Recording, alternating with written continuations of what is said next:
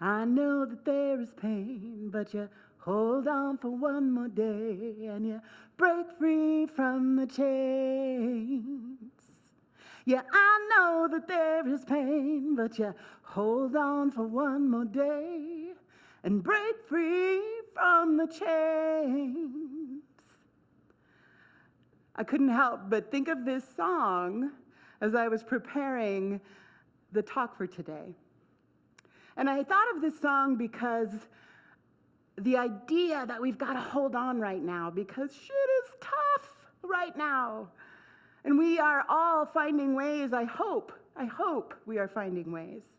And I know that we are finding ways to hold on. Hold on, even if it's just for that one more day.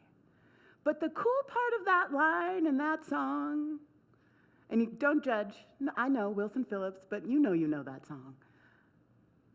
It's break free from the chains.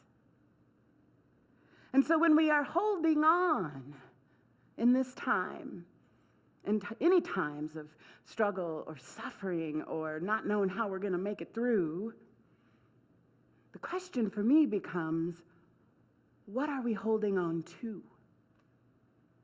What are we reaching for and holding on to get through these moments?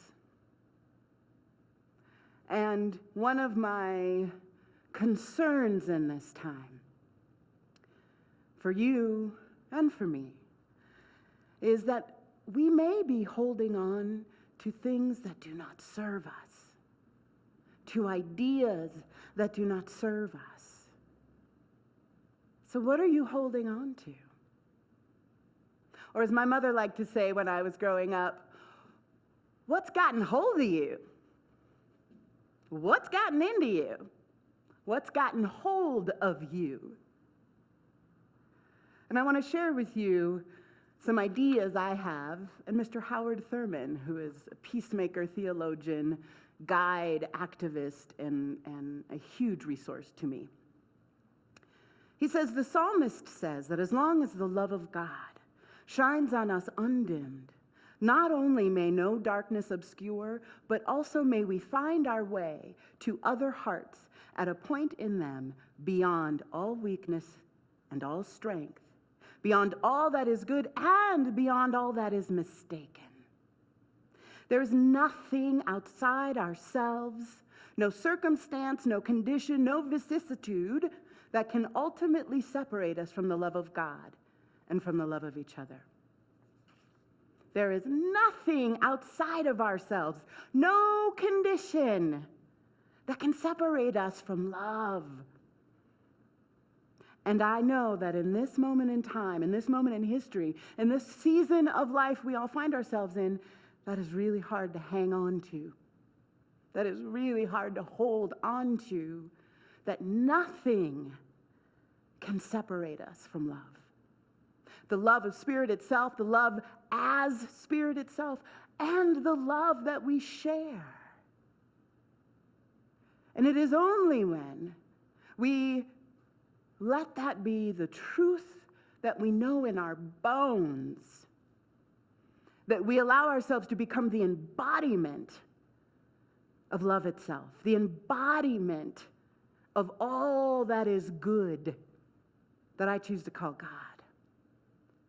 We have been tasked by giving our breath, by being here on this planet, by being alive and kicking, we have been assigned to be the embodiment of good, the embodiment of love. And so how do we hold on to that right now? How do we hold on to an idea that sometimes feels really hard to get our arms around? This idea that the only real authority in our lives is an inner authority.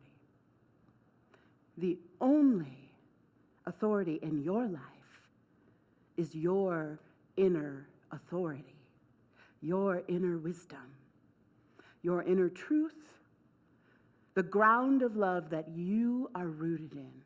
That is the only authority in your life. And this, my friends, is what we've got to hang on to. This is what we have to make the top priority. And the only way we can hang on to that truth, to that love, to the nature that we are, is through the religion of the inner life. Practicing the religion of our inner self. That is what will allow us to hang on to what is true. And I know. Some of you are saying to me, but life, but riots, but shootings, but police, but election, but.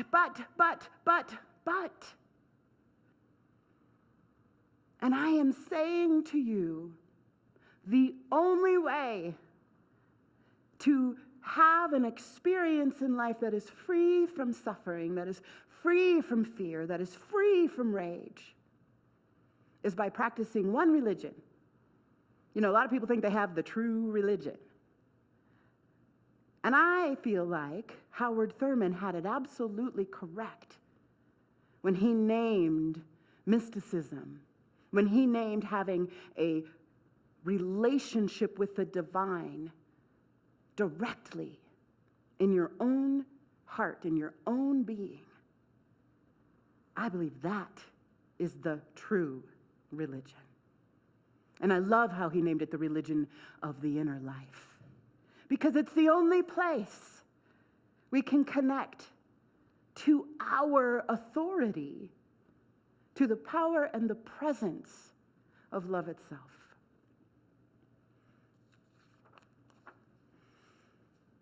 Emma Curtis Hopkins, who some call the founder of the New Thought movement in this country, who was also Ernest Holmes, the founder of Science Mind, teacher. Emma says, who is there to make it a practical reality to us that we have given to disease, defeat, death, all the power they have? That at any time we choose, we can take back to ourself that power. Till disease, defeat, death cannot be found. She says, I'm going to say it again. We have given to disease, defeat, death, all the power they have.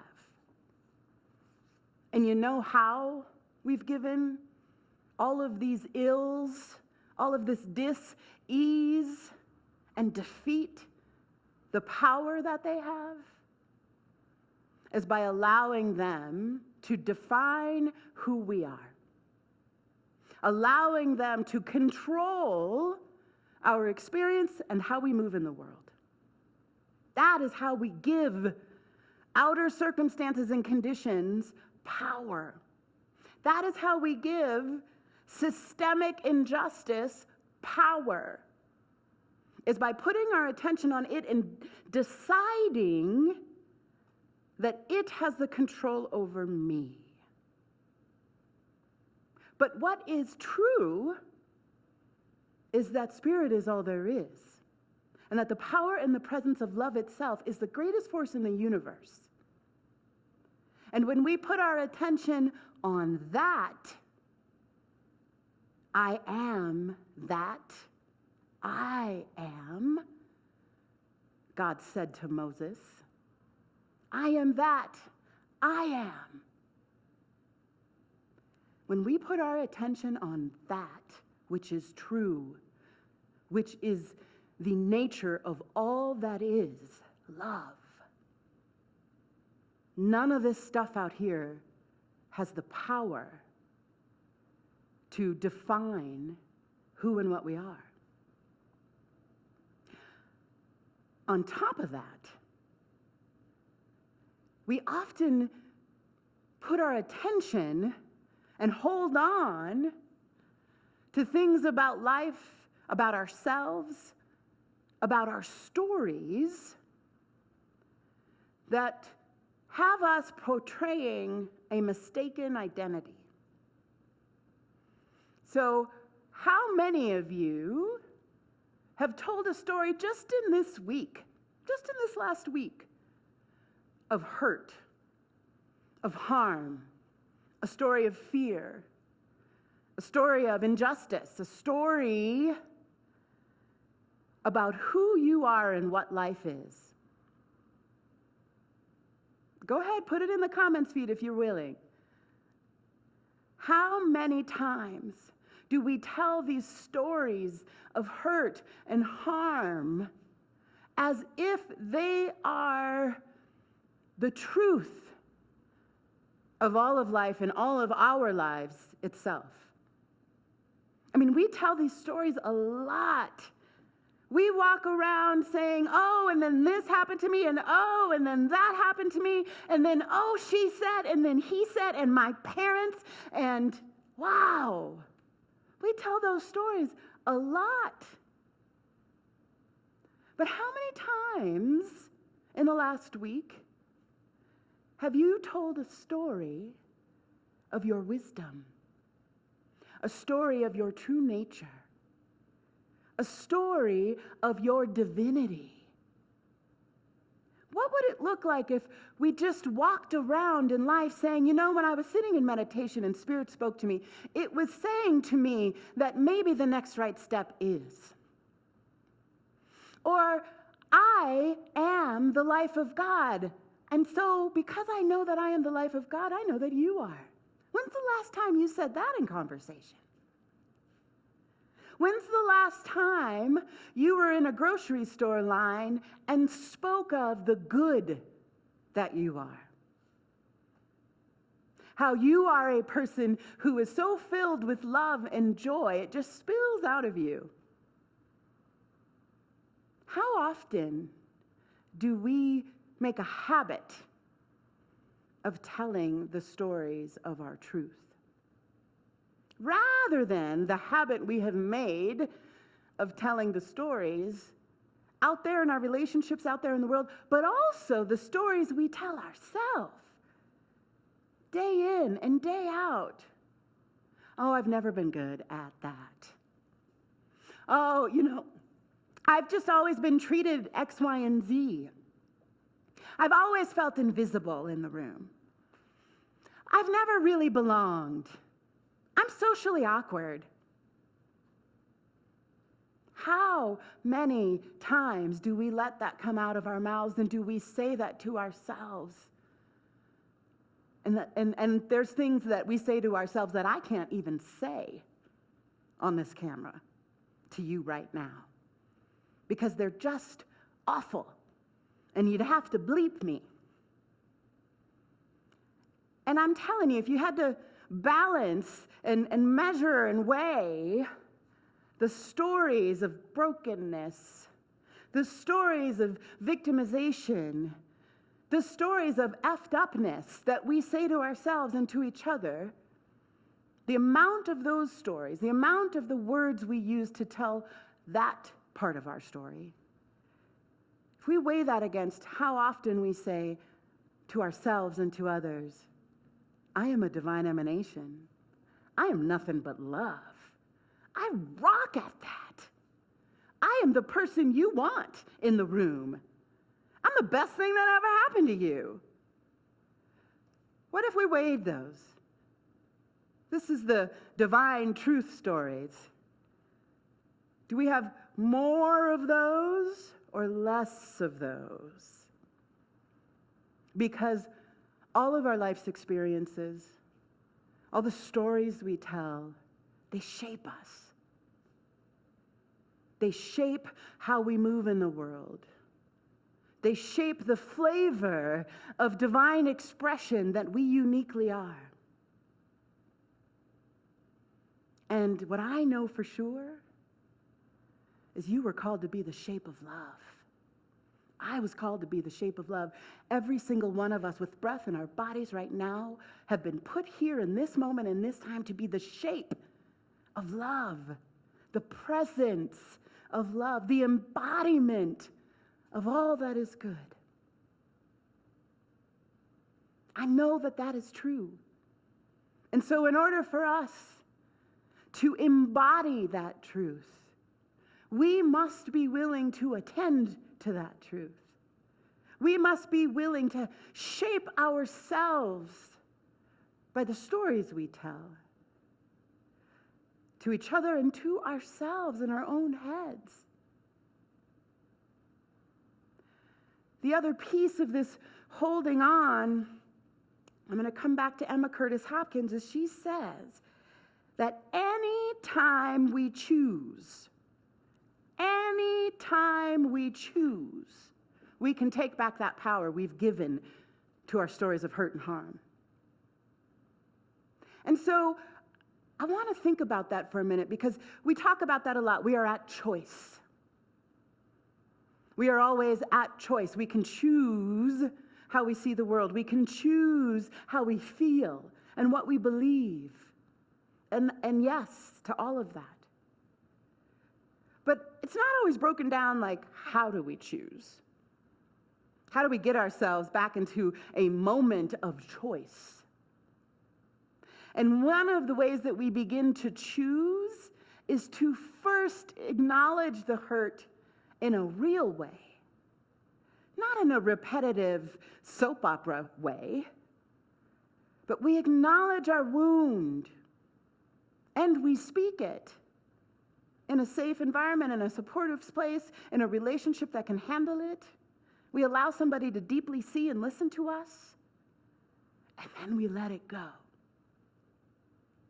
We don't repeat it and repeat it like a soap opera on every day. We deeply feel it, that hurt, that harm. Knowing the difference between the two is also very important. Feeling hurt does not mean you've been harmed, and it never means you've been broken. You are the power in the presence of the One itself, unbreakable. Can you feel hurt? Absolutely. Should you allow yourself to feel whatever hurt has occurred? Absolutely. I like to say, feel it all the way to the bottom, and then let it go. Feel it all the way to the bottom. Express what is in you to express about that, and then come back to your wholeness. Because we have habituated ourselves to the stories of our brokenness. We have habituated ourselves to the brokenness of life. And we walk around watching the news and in conversations talking about how broken it is. And is it even repairable? My God, is that what we want to shape life with? These stories? Or do we want to shape life? Shape our own unique embodiment and expression of the One with whole story, which includes joy and laughter, peace, which is everlasting and always available in the center of our being. So we must always return to that, no matter the hurt, no matter the circumstances. We must always bring our attention back to what is unbreakable. That is what practicing the religion of the inner life does, is it brings us back. It connects us to what is true, and true in a way that is before time began and will continue to be true long after we're gone. That the power and the presence of the One is right where we are. It is always guiding us. And the only place we can find that and connect to that is in us. And it is the only thing that has the power and the authority to determine how we move in the world. Because when we're moving from fear and rage, then we become part of the condition that's got us jacked up in the first place. But when we move from that inner authority, from that inner wisdom, from that absolute knowing, the absolute intelligence, when we move from that, oh my God, we begin to shape life in this beautiful way, because then we are the shape of love itself. And we bring that to the table. We bring that in our interactions. We bring that to life, which is our task. It is what we are doing here. And as a result of being willing to be that embodiment, as a result of being willing to practice the religion of the inner life, we then begin to have that experience of divinity that is often unnameable, it is ineffable, and that becomes the prize. It is its own reward. And when we move from that place, naturally, love and action just happens. We don't have to overthink it. We don't have to figure it out. We don't have to know how the world will change. We just prioritize the inner life and allow that to move us. That, my friends, is the only thing I know for sure right now that we must hang on to. That we've got to hold on to what is true, rather than hold on to what is not serving us and is fleeting and is actually causing our suffering. And I know you want to be free of suffering. And I know that you want that for me, as I want it for you and every single living creature on this planet and beyond. And the gateway to that freedom is going within. The way we get to walk freely in our world, walk freely in our lives, walk freely in our bodies, is walking through the gateway of the inner life, is meeting God the only place we can, in our own being, and not letting anything outside of us, no circumstance, no condition, nothing outside of us, including me, nothing outside of you has more wisdom and more authority than your inner wisdom. It always knows what's the next right step. It always knows how to create the distance you may need to create between yourself and a condition that no longer serves. It is the thing in you that knows how to hold all of the heinous crap in the world and the ground of love. It is the thing in us that knows how to see God in everything at all times. It's that profoundly important for us to be practicing the religion of the inner life. It is profoundly important right now for us to hold on tight to what is inside of us. We must hold on for one more day to break free from mistaken identity, to break free from mistaken belief, to break free from the control of the outside world, to break free from the stories of brokenness.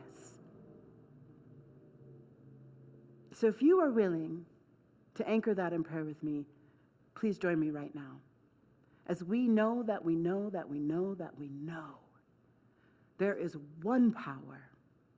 And that power is in our very being right now. And that power is love, is spirit, is intelligence, is joy, is peace, is harmony.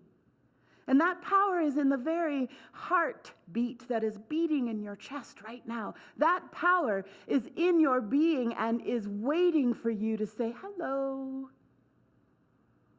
Show me, guide me as love. Let me be the presence of all that is good, because that is what I am. That is what we are. That is what God is, and there is no other possibility. And so I know that we each say yes in this moment. We each turn within and invite to dinner, invite into our homes, invite into our beds, invite into our minds, invite into our bodies, invite into every aspect of our entire life the love that is. And we say yes right now to making that the number one priority every day. And I say, you are good. And I am so grateful. I let it be. And so it is.